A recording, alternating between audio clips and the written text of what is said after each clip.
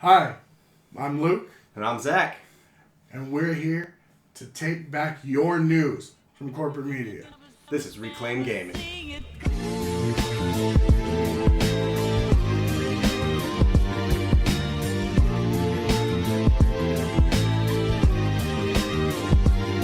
Alrighty, guys, so today we got a real doozy.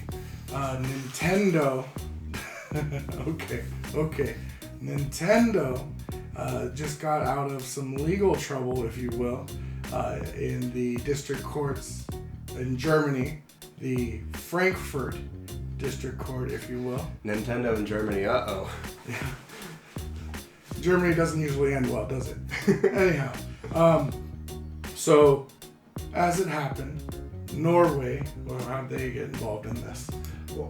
Well, Norway was a pretty premier in this whole thing. So the Consumer Council was investigating some online gaming stores, and because of this, they found that Nintendo's model for pre-purchase refund was the worst out of everything they surveyed. Gotcha. And I think they surveyed about 7 of those, and this was going back to what? August of 2018. 2018. Maybe it started a little bit further before then, as far as the case studies went. But this was brought up to Norway's Consumer Protection Bureau, which I'll check here real quick. What is their name? The ECC.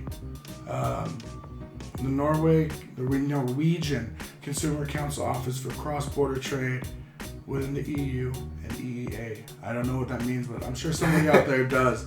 The EEC Norway offers consumers across Europe advice on their rights when shopping in another European state. And we went ahead, we looked them up there. They're pretty legit.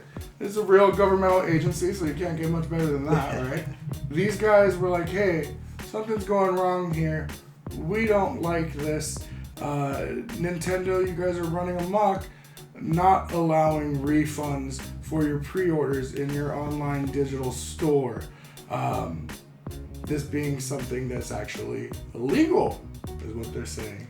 So their claim was that their policy ended up being some kind of terms of illegal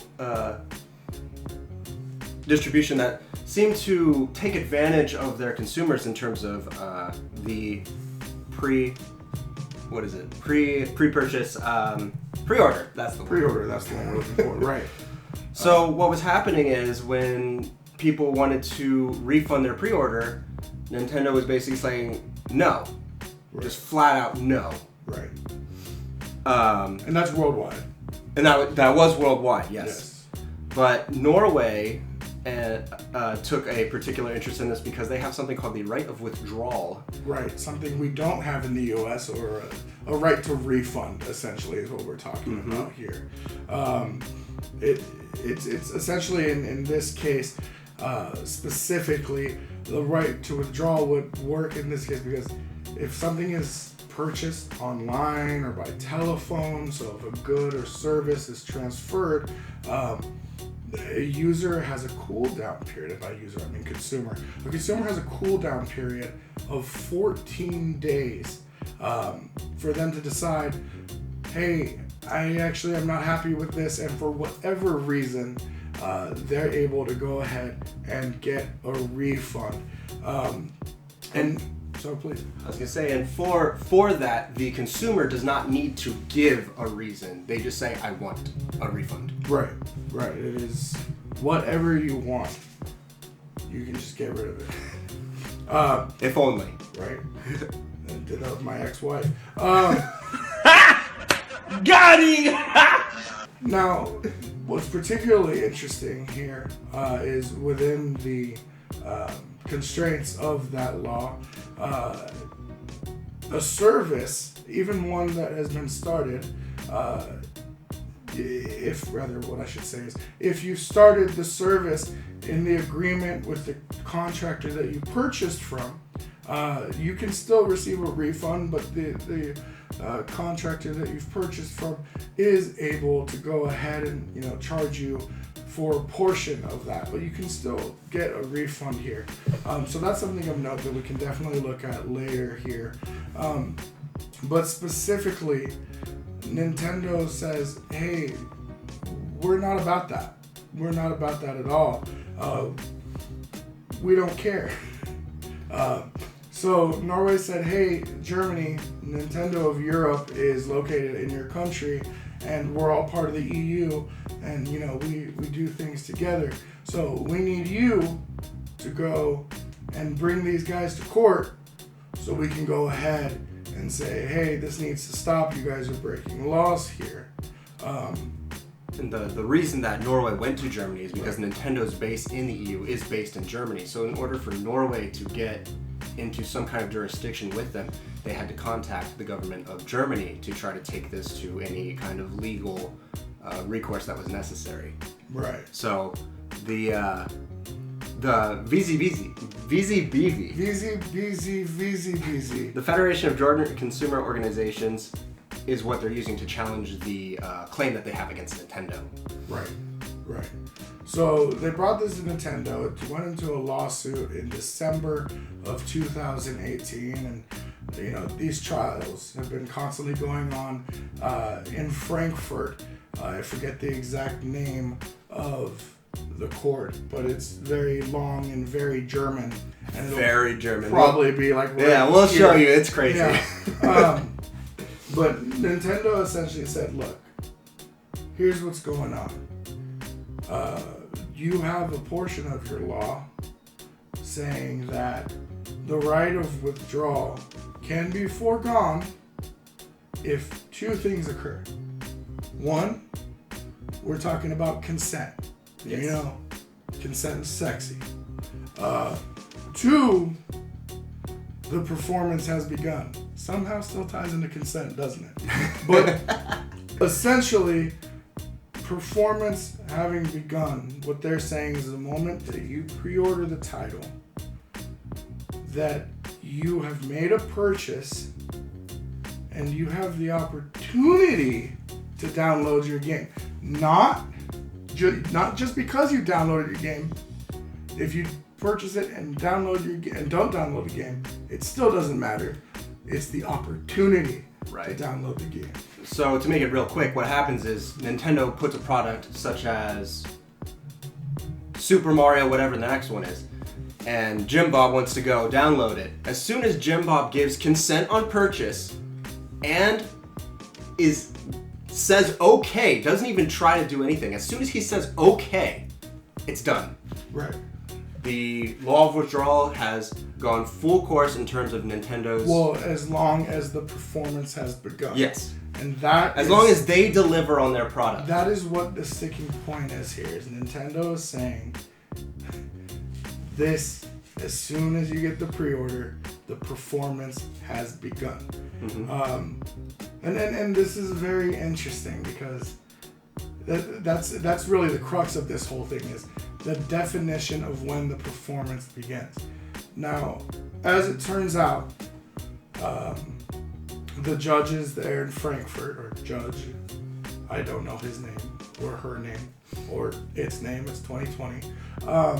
Don't assume. No assumptions here. We don't do that here at Reclaim Gaming. Sorry, you're canceled.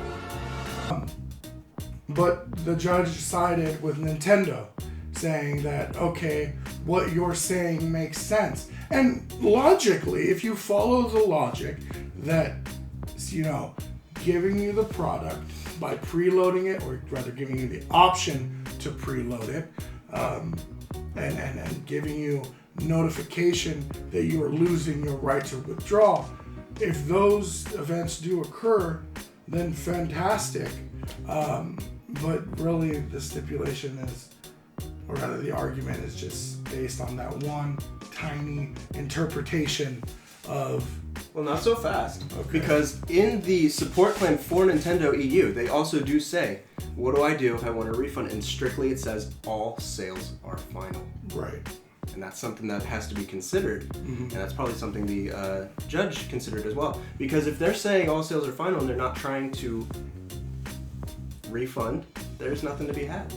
Right. But I mean, that's just corporate policy. Of But they course. still have to abide by the country's laws. Of course. I mean, in the United States, we have no right to refund. We have no right to withdrawal. But it's pretty much standard practice here that you can get refunds. I mean, we're not just talking about retail here, but there is precedent amongst other companies, Right. Microsoft, Sony, Epic. right? EA Origin. I know EA bad, Epic bad. We get it, but they have pretty strong policies. Most of them apply up to a 14-day standpoint, much like the law of withdrawal or the right of withdrawal.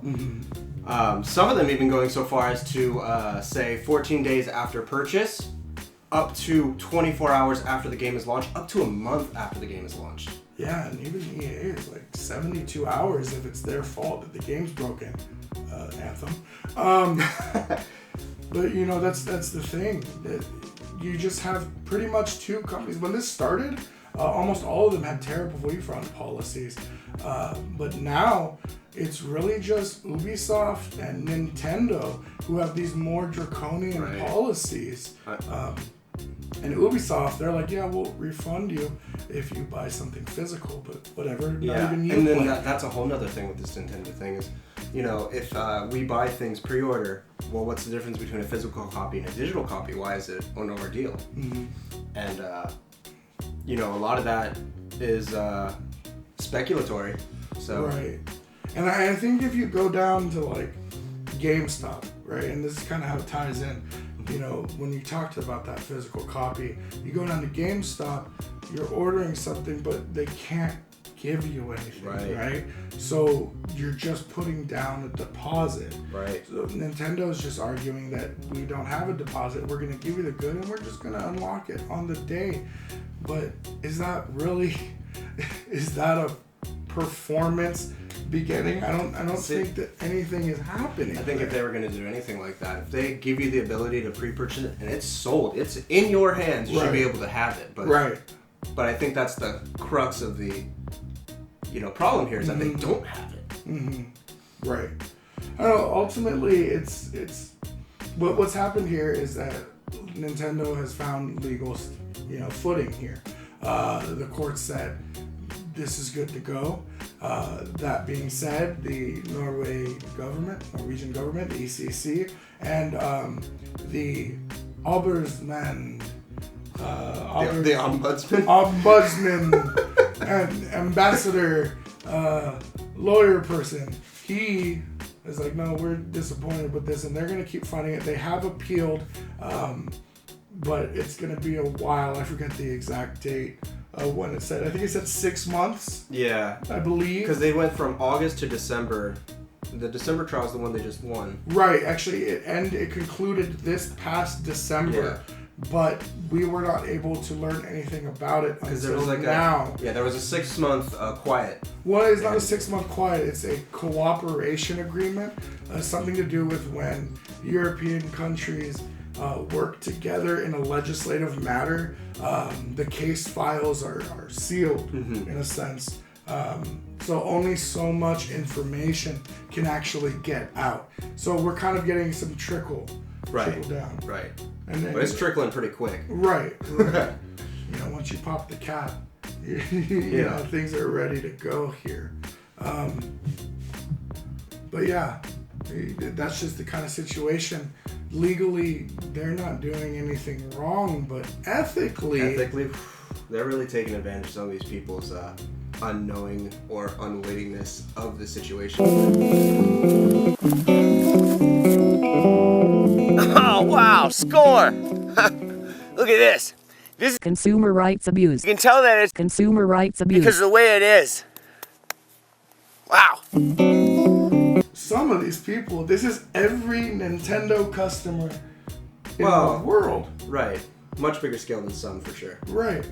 But if they're able to do this, here's the problem. If they're able to do this and continue to do this, I mean, what's to stop them from making an even bigger practice that just goes worldwide legit? Right.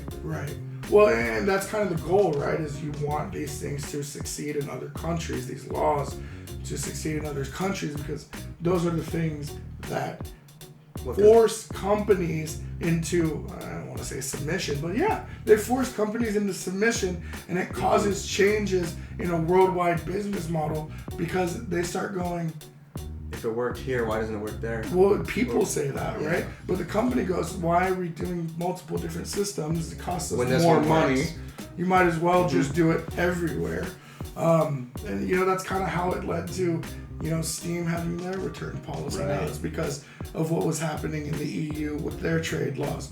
And everyone started following suit. So when you have a battle for consumer advocacy anywhere, you have a situation where it can spread. Right. And it might take some time, but we have seen in this industry that, when one piece knocks over, The rest follow. Exactly. So, You or me? I don't know. All right, I'll end it. This has been Luke, myself, Zach. We're Reclaim Gaming, and peace. In West Philadelphia, born and raised on the playground is where I spent most of my days.